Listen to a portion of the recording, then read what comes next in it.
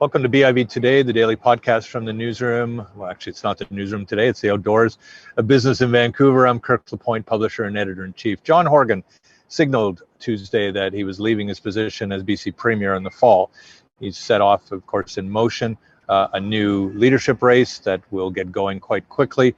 But Horgan's legacy is an interesting one as a 5-year Premier, a 2-term NDP Premier, the first in British Columbia, the first one actually to leave without a scandal, and he leaves with stock rather high. I thought we'd bring in Mario Canseco, the president of Researchco, who looks at public opinion for Glacier Media, looks at it for us at BIV, has had a keen sense of politics in this province for a long time, to get an assessment of his legacy.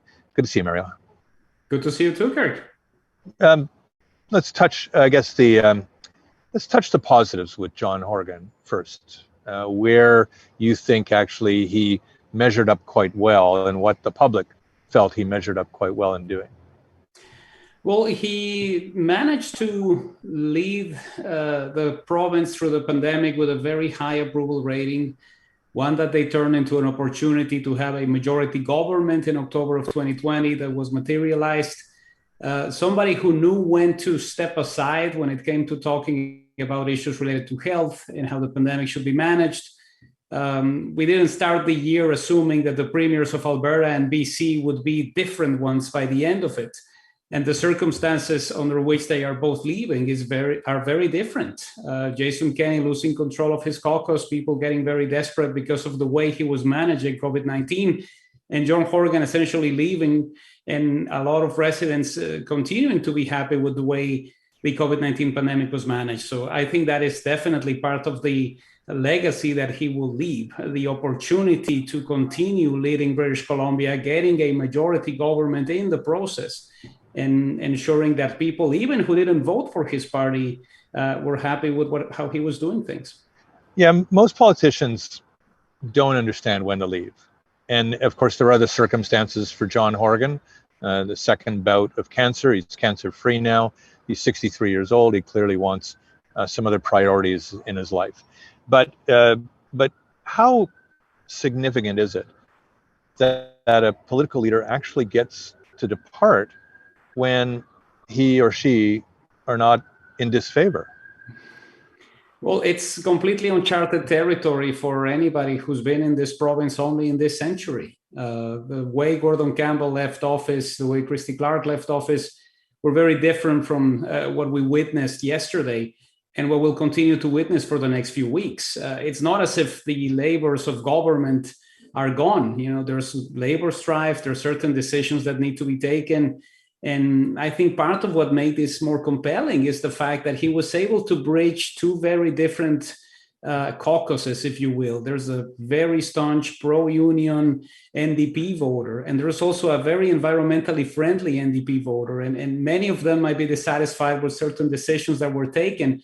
But part of the reason why his popularity is significantly higher than that of the NDP is that he was a very personable guy, somebody who the average British Columbian could relate to. And, you know, it's now ironic to go back to the 2017 campaign and the emphasis that some of the BC Liberal organizers had on calling him Whole Horgan. You know, I don't think we've seen that hashtag over the past couple of days, which shows you how misguided they were when they decided that that was something they wanted to use against them. Yeah, when he would address that, when we were asking him questions at BIV, he would say, listen, as an opposition leader, I had to be Mr. No all the time. I had to be the grouse, the grumpy guy, the person who was antagonizing. And he got to kind of go back to what he felt was his original character, what essentially got him elected as an MLA, what got him elected as a party leader, which was not that angry guy. The one other area that I think people were perceiving him on when he entered office, Mario, was that, like a lot of NDP governments, didn't have the best economic stewardship experience, and that it was going to wreck what were nation-leading public finances in this province. That didn't happen. And so, in a way, has he conferred on the NDP a new reputation of not necessarily being terrible stewards of the economy? It's like, is that what we have to grade them on now, that they don't wreck something and so therefore they're okay?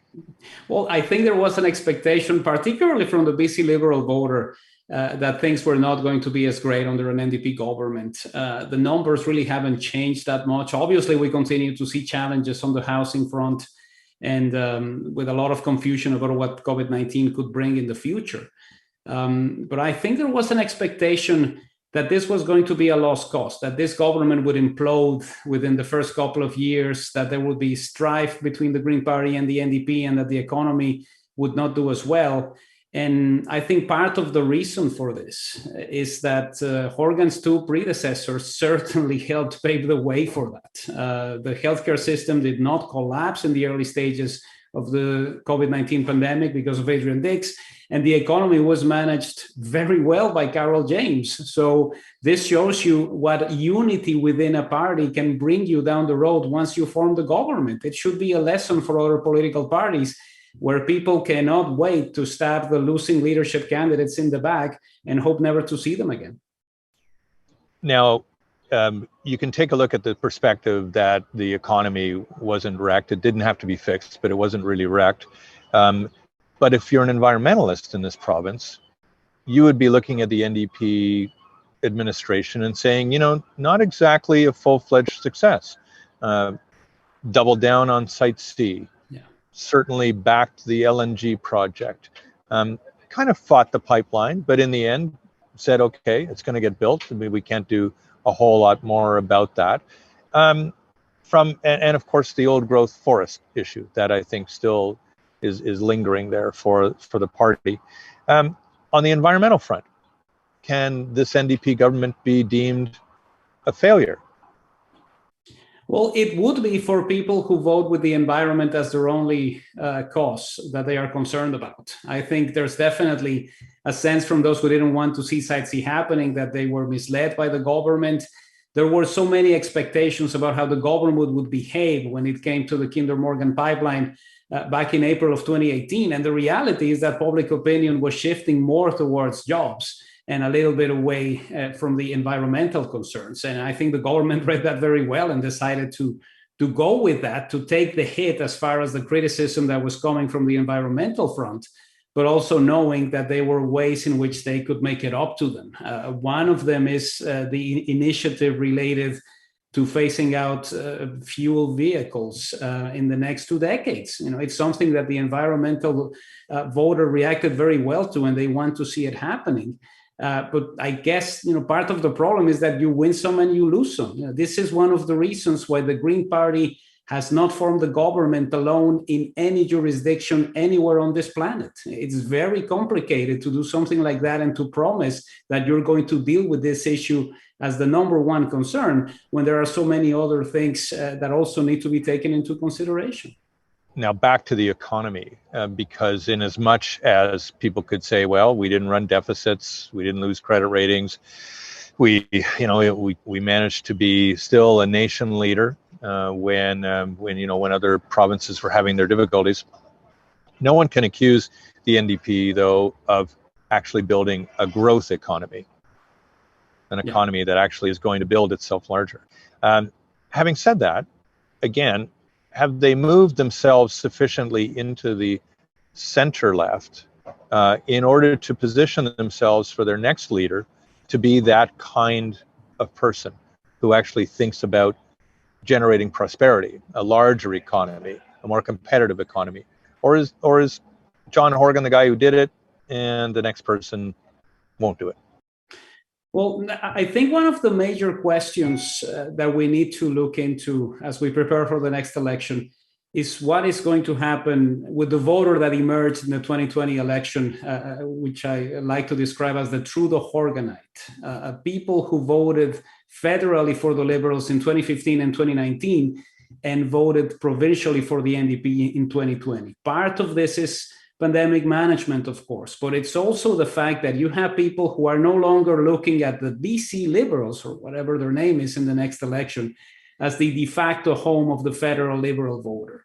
And it's ultimately something that has to do with personality. with the fact that you want somebody there who is rolling up their sleeves. I think there was a little bit of that in the 2015 Trudeau campaign. It still happens in some parts of the country, maybe not in British Columbia, where they're not number one anymore. But figuring out how you can establish that emotional connection with the voter is going to be crucial for whoever decides to take on this job. It's complicated to do this because Horgan was able to downplay those expectations. I think we heard so many people saying that he was erratic, that he was always upset, that he was insulting to people. And we ended up in a 2017 campaign where the only really insulting moment was Christy Clark talking to somebody at a store. So when you have that type of expectation, it's a little bit easier. Now, it's difficult to come into something like this and to establish a government, have to deal with a cabinet, and try to figure out how to keep it together. So it's not only personality and that emotional connection, it's also how you can make sure that everybody is going to be the same with you as they were with John Horgan.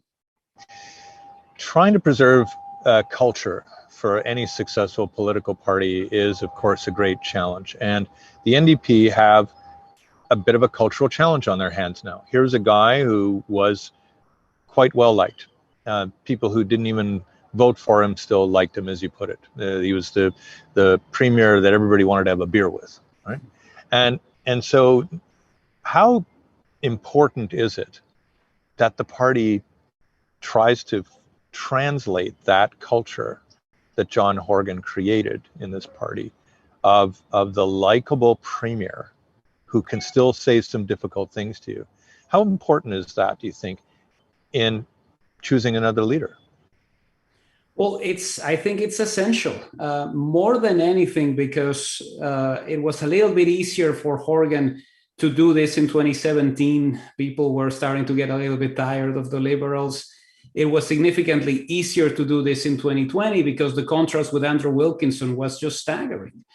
This time around, you have a busy Liberal Party that is probably going to rebrand soon, more energized with the opportunity now of knowing that the biggest asset of the NDP right now is not going to be there in the next election. So there's going to be a lot of challenges. And I think Kevin Falcon will try to establish that emotional connection because he's a family man, because he wasn't involved in everything that happened during the latter years of the BC Liberal government. I think that is one of the reasons why he tried to distance himself immediately after the Cullen Commission report came in, and essentially didn't want to touch anything that had to do with Rich Coleman, and I don't think he should either.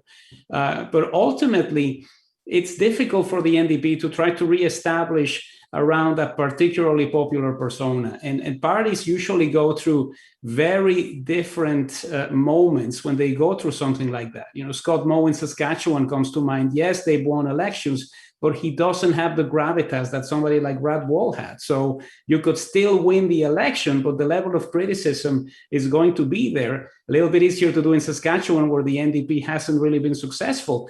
It's going to be much more complicated for whoever becomes the new leader of the BC NDP, with the BC Liberals now knowing that they have a chance. So if you can't replicate John Horgan, what kind of image do you think the party has to then have at its leadership? Well, one of the things that they did very well was establishing that connection with people who were struggling, people who were trying to get into the housing market, people who were working and not getting by. I think that was one of the reasons why they did well in the 2017 election, trying to establish that contrast with a BC Liberal government that was saying that everything was fine, and that was ultimately suffering from so many years where nothing was really changing in the minds of those who felt left behind. This is going to be more complicated because now we're into the post-pandemic process. And we look at the election of Doug Ford in Ontario as an example of this. He's riding the high of people no longer having to wear masks and doing everything fine, and all is forgiven. Somebody who in the middle of the pandemic had approval ratings that were very close to what Jason Kenney had. So there's an opportunity to use that timing to your advantage. This time around, I think it's more about trying to have a vision for the future. And I think this is going to be very interesting to watch, because we'll have leadership candidates from different ministries, maybe people who aren't even in cabinet right now. The vision for the next 5 or 6 years is going to be crucial to try to make sure that those voters aren't voting not only because the premier is a good guy, but because the party has the ideas that they want to support. So the presumption, of course, and the legislative presumption, is that the next election's in 2024. But this leadership campaign is going to end rather swiftly. It's going to end almost as quickly as it starts, sometime this fall. What does a new leader do here? What does a new leader do in terms of either resting and trying to build momentum and build an image, or do you capitalize coming through a leadership campaign and go to the polls quickly to get a new mandate? I think it depends on just how divisive the leadership race is. If we have a situation where it becomes more of a coronation and everybody seems to be happy with their choices, if you have a couple of cabinet appointments that make sense, if you're able to have a party that is willing to fight for you, and if you continue to criticize the BC Liberals the way you have in the past, there might be an opportunity to call this early. It might actually be in their best interest if that is the case. But if we wound up in a situation where the party is divided, there's people actually thinking of doing something different, or somebody gets really upset with some environmental policy and joins the Greens. I mean, there's so many ways this could go horribly wrong if the party doesn't emerge united. So if there's unity within the party and people are satisfied with their choice, then it would be in their best interest to try to do this a little bit earlier. And, we know that there's fixed election dates, but we also had one the last time and it wasn't respected. So governments would tend to do that. Not worth the paper it's written on at the moment. So perhaps you do it right after a first budget, say in the spring. So my last point about this one, though, is the BC Liberals themselves are in this identity quandary at the moment, at least a label quandary, knowing that they could be on the cusp of an election. Does this persuade Kevin Falcon to lay off the idea of renaming the BC Liberals something else? I just don't think he can go back on that one, because it has been so crucial during the leadership race. That was one of the things that he discussed the most. He mentioned it again after the by-election. I think there's an expectation from voters that they need to shed away from this. And the last nail in the coffin was the Collin Commission. All of those mentions of BC Liberals being involved in files that they weren't particularly great at. I think it's an opportunity for the party to say, we have to find a different name, we have to find a different way to do things. And it helps us get away from the past.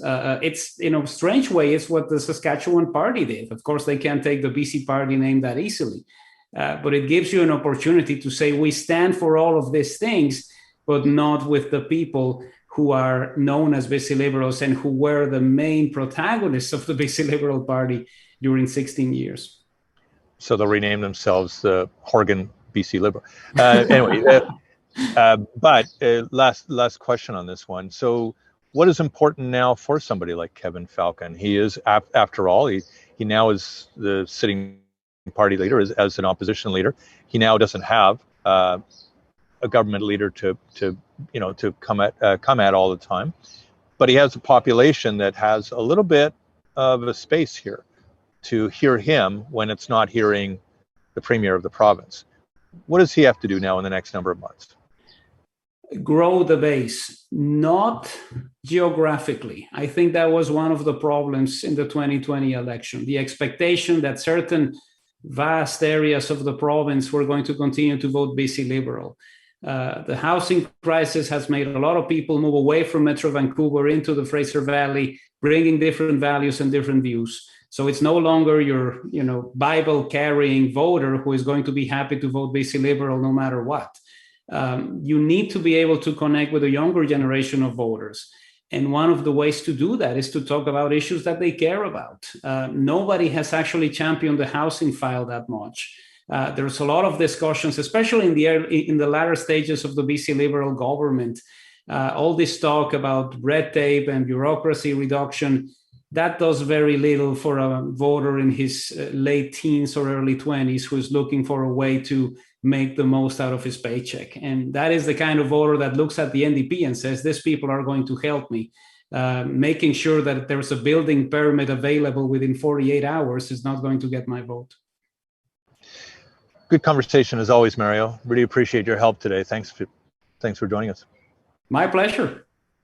Mario Canseco is president of Researchco. It's a public opinion research firm. He writes for us twice a week at BIV and at Glacier Media. I'm Kirk LaPointe, publisher and editor-in-chief at BIV. Thanks a lot for watching.